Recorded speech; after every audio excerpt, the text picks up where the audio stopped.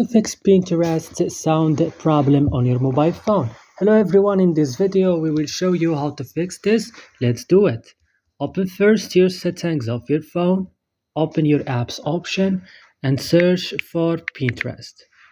Open your Pinterest and come directly open your storage option. Click right now here on clear cache and then go back, click on force stop, click OK.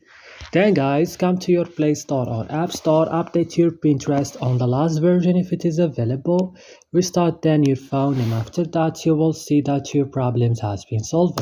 That's all. Don't forget to like and subscribe. See you in another video.